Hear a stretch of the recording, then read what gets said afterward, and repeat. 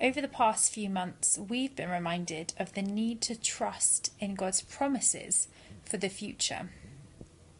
In any situation that's tough, whether it is this global pandemic or worry about our health or our family's health, financial strain, worry about jobs, whatever it might be, God's promises in Christ for now, but particularly for the future, are the only real solution. So as a family, over the past few months, when we've found various situations challenging, we've reminded ourselves of the future to come, the future that is ours in Christ because of his victory on the cross over suffering and illness and sin and death.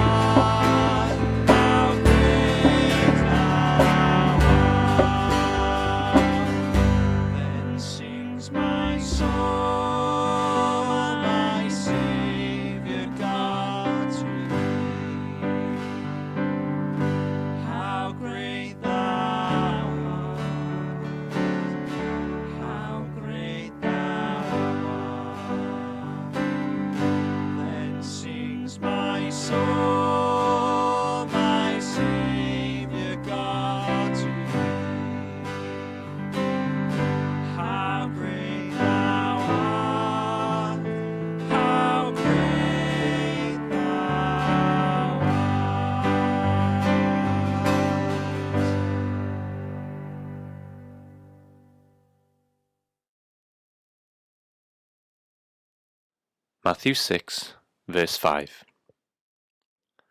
And when you pray, you must not be like the hypocrites, for they love to stand and pray in the synagogues and at the street corners, that they might be seen by others.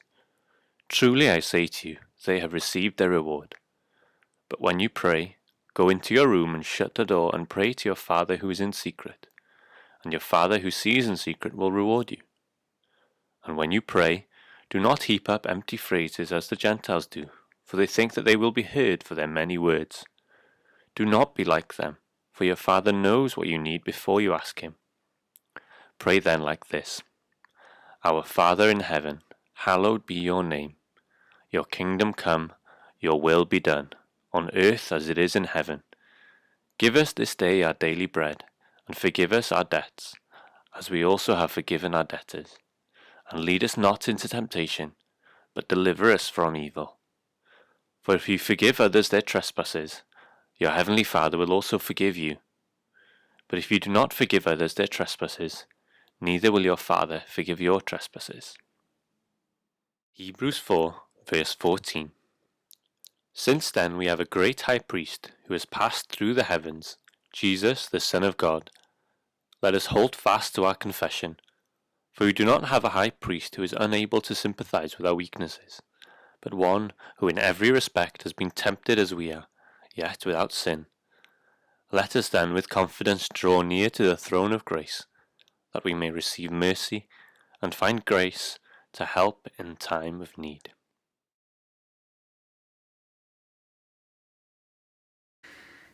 Okay, well, it's time for us to have a look at the Lord's Prayer together. It'd be useful if you have Matthew chapter 6 open in front of you. But let's pray as we begin. Lord, we thank you that you are a good heavenly Father to us. We pray now as we come to your word that your word would be our guide, that your Holy Spirit would be our teacher, and that your glory would be our supreme concern. Amen. Amen. Well, how disciplined have you been during the lockdown? How are you finding it? Battling against temptation. Maybe you've lost a couple of stone. You've been really good at fighting temptation to snack. Or maybe you've been reading all of those books that you've ever wanted to read. You had ambitions to read Shakespeare's complete works and War and Peace, and you've ticked them off the list. Well done. Maybe you've been smashing all of that DIY that you were planning to do. There's pretty much no jobs left. Or maybe it's been not so easy. Maybe it's been a bit more difficult. Fighting the temptation to just put your feet up and live on a constant drip of coffee and biscuits. Or maybe more serious temptations. Maybe you found it difficult as a family to keep the lid on anger and frustration, and it just keeps boiling over. Maybe you're on your own and you struggle with that, and you fight the temptation to think or to watch things that we really shouldn't do. Well, for times like these, the Lord's Prayer is what we need.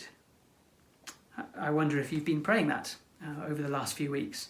You'll find it really helpful if you do, because it's a prayer that reorientates ourselves around reality, around God as our Heavenly Father. It's a prayer that helps us take our eyes off ourselves and throw ourselves upon Him. And so today we're going to come to the final part of that prayer and read those last two lines. Lead us not into temptation, but deliver us from evil. Temptation is a common thing, isn't it? It's common to everyday life. It's almost like the background noise. We rarely feel like we can rest from it. And I wonder if you feel that sickly sweet, disorientating experience that temptation is, where something bad appears as something good. It can be disorientating, can't it? It's something that we joke about. We might joke about breaking a late night a diet with a late night binge on chocolate or ice cream or chocolate ice cream. We might say stuff like, I've just been a bit naughty, or it's just a bad habit, or it's no big deal. I could get out of it if I wanted to, if I really put my mind to it. But temptation, even though we make light of it sometimes, it can get much more serious than that, can't it? I think we've all been visited by temptation's darker side, something we don't make so many jokes about. Or if we do, then the laughter usually just hides old wounds or deep shame. See, temptation is that burning desire. It's like this magnetic attraction that we have to do something or say something or believe something that we know we shouldn't do or think or believe or say. Something that looks so sweet on the surface, but is rotten inside. It's like a wolf at the door that promises life, and you don't realise it's a wolf until you put your hand to the latch, open the door, and it bursts in, and instead of life, it brings death. And it's too late. It's exhausting, isn't it, to battle that kind of temptation alone. And though it doesn't have to be like that, temptation often does leave us alone, doesn't it? It leaves us feeling embarrassed. How could I fall into that again? It leaves us feeling isolated, like I could never share this with somebody else, so I hide away. I put up a front. I feel like nobody is as rotten as me, so how could I ever share this? It leaves us alone, in a dark hole, looking for a way out. So this is what we're going to look at today. We'll look at how do we get into holes like this? How do we get into temptation? How do we get into these sinkholes? And then how do we get out? That's going to be our second point. And then how do we stay out? How do we get in? How do we get out? How do we stay out? Well, why is it so hard? Why do we get taken in? How do we get ourselves into these slippery sinkholes? Well, I think one reason is because the things that tempt us are usually good things. Things like money and family and comfort, pleasure, sex, beauty. Those are good things that God created. They're not bad things at all. So temptation, if you like, it's not so much that we want bad things. It's that we want these good things. We want them too badly. We want them too much. In our church, sometimes we say that we take good things and we turn them into God things. We take things that are good gifts of God and we try and make them ultimate. We think that they can satisfy us. We try and lean on them for security and for comfort and for hope. So we end up turning away from the God who provides, the God who's given us all those gifts, the God who's a father, who created those things in the first place. We end up turning away from him and, if you like, reversing the Lord's Prayer, turning it upside down. Have a look at it if you've got it in front of you. We end up doing things like this or believing things like this, even if we don't pray it out loud. We say things like, Lord, you're not a heavenly father, a good father. In fact, there's possibly not even a God in heaven. I'm on my own down here. His kingdom isn't worth it. I mean, I should be looking after myself, making my own way. He doesn't know what's best. Or if he does, well, then he's holding it back from me. No, my will is what should be done, not God's will. What he provides when it comes to daily bread isn't enough. It's not really what's satisfied. It's just enough to keep us going. He's really trying to deprive us of something. I need to fill myself. We start believing things like this, or saying, I don't need forgiveness. At least not as much as those people do. You know, what others have done is far worse than I do. I'm better off taking things into my own hands. Let me give you an example of how we do that. Think of anger. Anger is a good desire for justice, isn't it? It's where something wrong happens and we want it to be put right. But then we get impatient. We get so focused on ourselves, so self-important, so inflated, that I end up taking matters into my own hands. I shout, I slam a door, I give somebody the cold shoulder until they submit and give me what I really deserve. See, rather than letting God be God, rather than trusting him as a good heavenly father who knows the situation far better than I ever could, who knows that person's motives, who knows the actions, and who's a good father who brings justice, instead of trusting him to bring justice and maybe even punishment at the right time, in the right way, in the right proportion. Instead of trusting him, I take matters into my own hands and I break relationships. I get myself into a deep pit where everybody's walking on eggshells around me, where my children are afraid of me, where my wife looks at me as if I'm not safe anymore. See, that's the kind of thing that giving into temptation does, doesn't it? It seems good, it maybe even is a good desire to begin with, but then it gets twisted. And we end up in a deep pit and we just feel like we can't get out. That's what temptations are at heart. Opportunities to swallow the lies of our hearts, to swallow the lies of the world, and to turn away from the fountain of life, to be free from him. And then we're surprised when being free from him, even though it feels good to begin with, we're surprised that it brings death and sadness and bitterness and chains.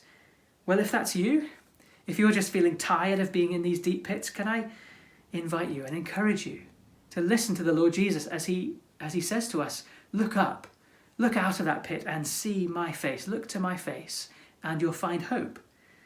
Hope in the one who knows what we're going through. Jesus knows what you're going through, not just because he's God and knows all things, because he's omniscient, but because he's been through it. He's been tempted, and he's been the victim of other people giving into temptation. And he came through it all in glory. And so he's here today to bind up broken hearts, to bind up wounds, to restore dignity, to bring beauty where right now there's only wreckage and tears and shame. You see, the first thing we need to do in temptation is to look up. If you like to wind the Lord's Prayer back a couple of lines and pray, Lord, forgive us our sins. That's the first thing to do, to say, Lord, I am sorry. I walked into this. I didn't trust you as Father. I lived for my own kingdom. I did my own will. I trusted myself. I took things into my own hands and tried to play God. Lord, I've betrayed you. I'm sorry. Would you please forgive me, and would you change my heart? And you know what the Lord Jesus says? He says, yes, you are forgiven. And he pulls us out. And the even more amazing part than the fact that he forgives us is how he does it. He doesn't just throw a rope down to us. He came down to us. He doesn't just pass us a ladder from a distance. No, he walked down into history, took the risk of all of the pitfalls of temptation himself. He came down to carry us out from the very beginning of his life, right after the baptism, from when Jesus is commissioned. He goes straight into the desert to be tempted, even by Satan himself, tempted in the same way as we are, tempted not to trust God's plan, tempted not to trust God's provision and his goodness, tempted not to go through suffering in order to rescue us, but just to do it in some other way. See, God himself, God the Son, put himself through that for you, for me, not just as an example so that we might copy his methods of defeating temptation. No, he did it in our place. He was doing what we never could, facing down deeper temptation than you or I have ever experienced, facing it down and standing firm. He did that all the way through his life, not just in the wilderness, but all the way through his life, right to the very night he was betrayed, where Jesus knelt in a garden and prayed, Lord, I don't want to go there. Please don't lead me into that time of testing, into temptation, into a place where I might lose you. Jesus was tempted in the garden not to follow the path of suffering, to rescue us, but tempted to do something else, tempted to go another way. He said, Lord, if there is another way, could we do that? But nevertheless, your will be done, not mine. You see, Jesus prayed this prayer with us. He stood this final great test and went to the cross and died for us. He didn't take the easy way out. He didn't give in to temptation. He went and shed his own blood. He died, taking all of our own failures, all of our mess, all of our walking willfully into temptation, all of our darkness and sadness and all of the pain that others have caused when they've walked into temptation and hurt us. He took it all of that failure and sin on his own shoulders and died with it, and then rose again 3 days later to give us in return his beauty, to clothe us like clothing us with a garment with his righteousness and his goodness, to give you his identity as a beloved son of the Father, so that all of his goodness, everything that he is, would be given to us, would count for us. So even in the very moment of temptation, even when you sin and you're in the bottom of that pit thinking, how did I get here again? Even in that very moment, you can know that God loves you, that he has forgiven you, that he loves you no less, that he could love you no more, because he loves you as his own dear son, because what Jesus has done in his life and in his death counts for you. Do you see? He doesn't just throw you some commandments, a 10-rung ladder to climb yourself out of these holes. Jesus comes into them and carries us out into the presence of God the Father, so that you can stand with him as your heavenly Father, not cowering away. That is a good Father, isn't it? Who would plan for that, who would plan to give his only Son, that we might know confidence in his presence. Earlier on we read those words from Hebrews chapter 4, that God is, Jesus is, a high priest who's not unable to sympathize with our weaknesses, but one who's in every way, in every respect, has been tempted as we are, yet without sin. Let us then with confidence draw near to the throne of grace, that we may receive mercy and find grace to help in time of need. You see, God knows what you're going through when you're tempted, because he's been through it. So you can come with confidence to know that he really is good, that he really will welcome you, that he will carry you through every situation and deliver you safely to the other side. When you really understand that, when you take that into your heart, when you see how he loves you with a costly love, that will change your heart to love what he loves, to hate what he hates. That will help you to see that he's for you, that he loves you, to come to the throne of grace in your time of need and to pray, Lord, lead me not into temptation. What are we praying when we pray that? Well, we're not praying that God wouldn't tempt us. And God doesn't tempt us. It would say, if that was the case, it would say, well, please don't tempt me. And it doesn't. It says, lead me not into temptation. So what are we praying? What are we saying when we say these words? We're saying, Lord, I don't want to be here. I don't want to risk losing you. It just hurts too much to think about. Please don't lead me there. Do you remember Jesus prayed that prayer as well? But, Lord, I know that if you do lead me into times of testing, if you lead us, Lord, I know that you're the one who's guiding my steps. I know that you're the one who's in control of all things. So if I do find myself in these situations where I'm tempted to turn from you, Lord, I will know that you brought me here for a reason, to strengthen me, to humble me, to see who I really am. That's what testing and temptation does, isn't it? Shows us up for who we really are.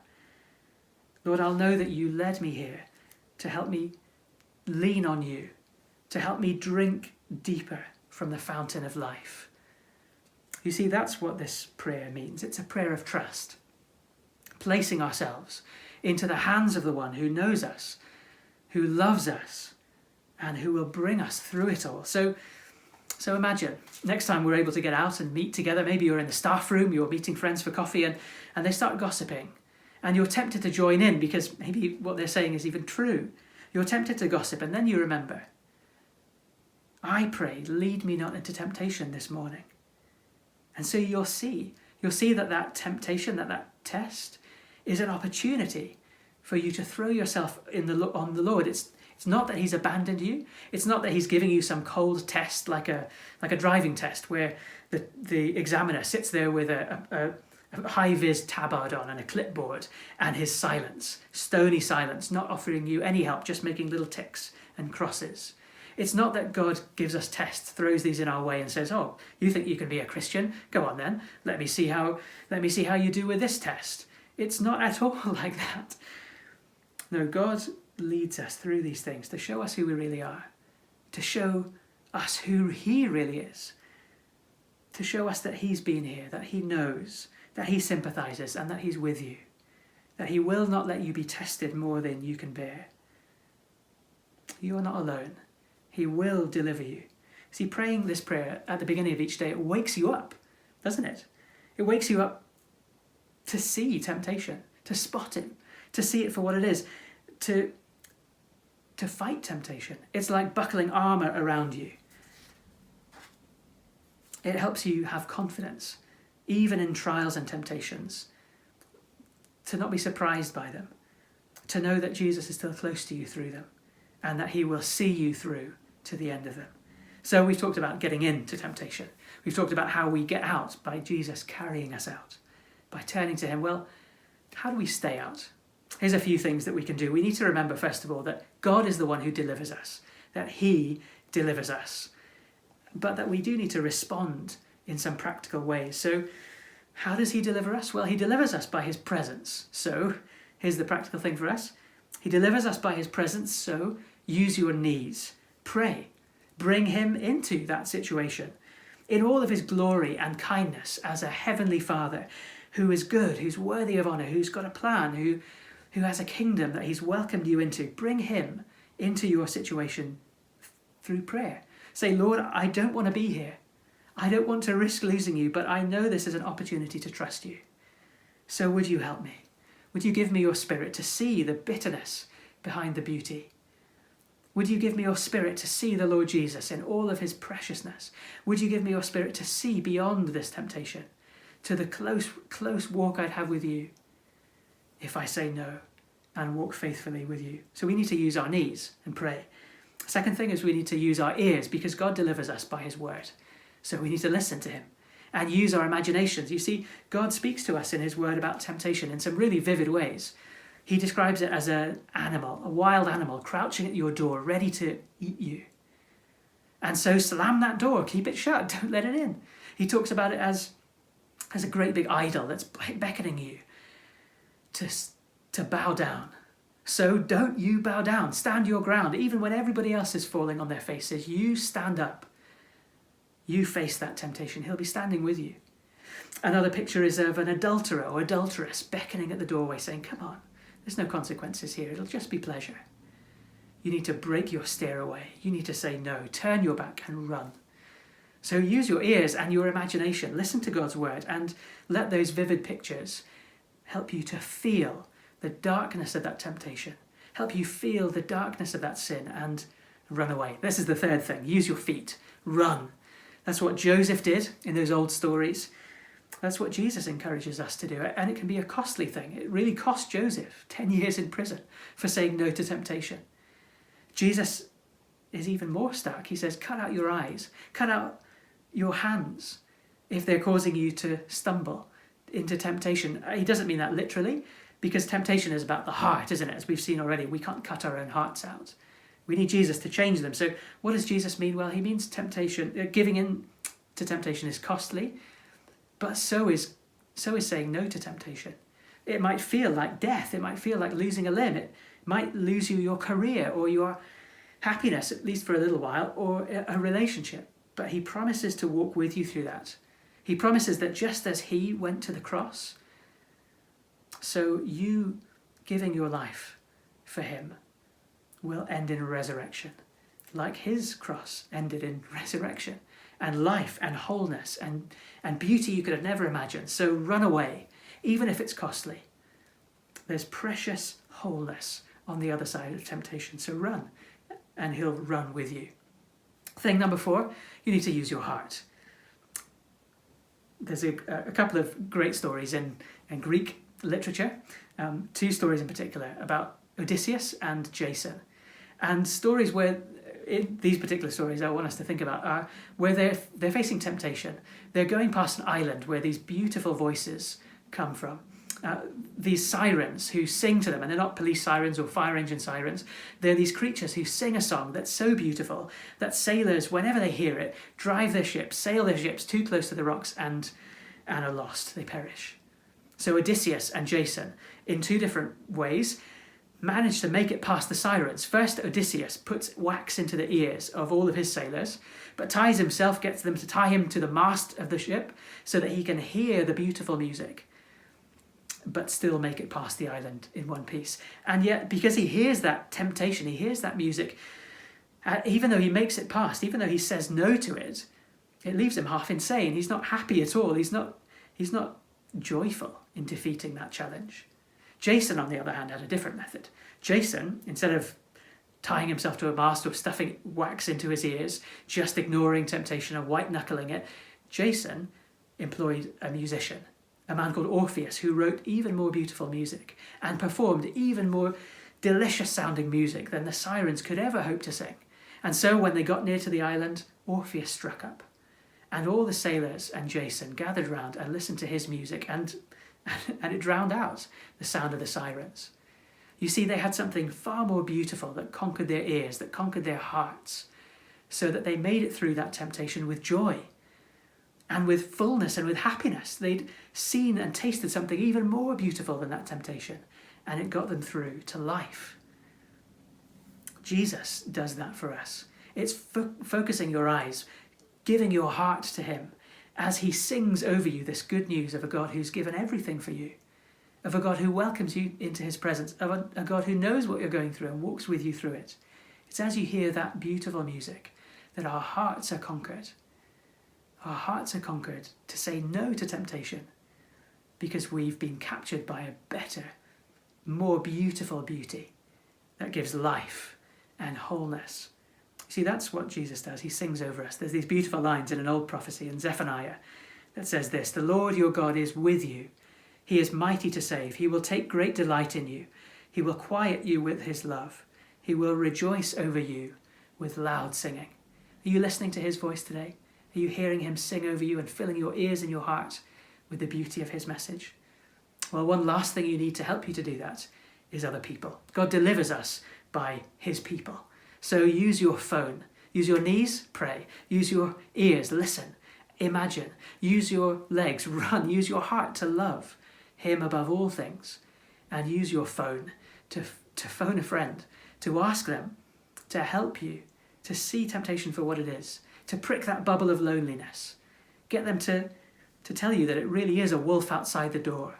We need our friends to help us see temptation for what it is, and we need our Christian friends to help us see Jesus for who he really is. We need them to sing over us, maybe literally, but what I really mean is for them to talk to us about Jesus, to remind us of the one who's been through everything, to rescue us, to pull us out, to come down to us and carry us out of these deep pits of deep darkness, and to bring us to his Father, to our Heavenly Father, with great joy. Let's pray this prayer together as we close. Our Father in heaven, hallowed be your name. Your kingdom come, your will be done, on earth as it is in heaven. Give us this day our daily bread, and forgive us our debts, as we also have forgiven our debtors. Lord, would you lead us not into temptation? We don't want to go there, but Lord, would you deliver us from evil? Would you keep us safe? Would you keep our eyes fixed on you? Would you win our hearts with your love, that we might be faithful to you, that we might say no to temptation, say yes to you, and walk with you faithfully all of our days, we pray.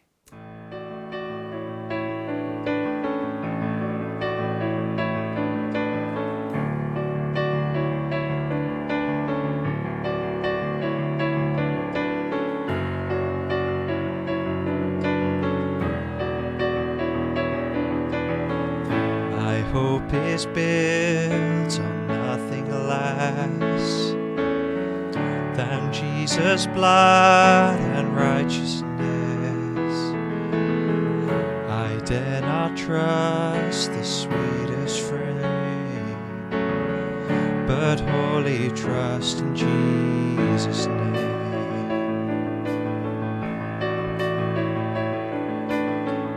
My hope is built on nothing less than Jesus' blood and righteousness. I dare not trust the sweetest frame, but wholly trust in Jesus' name. Christ alone, cornerstone, the weak made strong in the Saviour's love. Through the storm, he is Lord, Lord of all.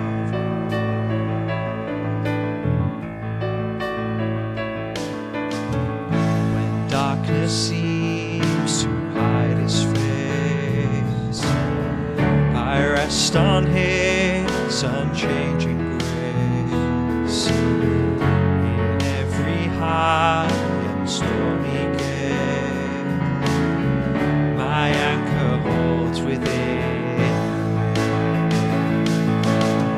My anchor holds within the veil. Christ alone,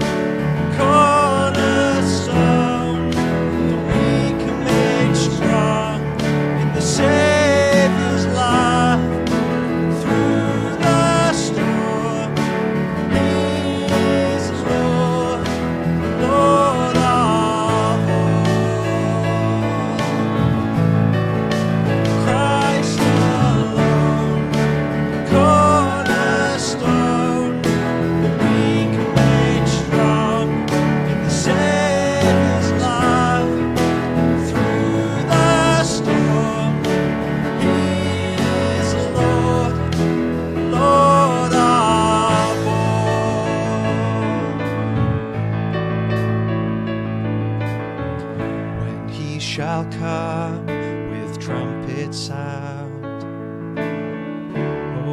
May I then in him be found, dressed in his righteousness alone, faultless stand before the throne.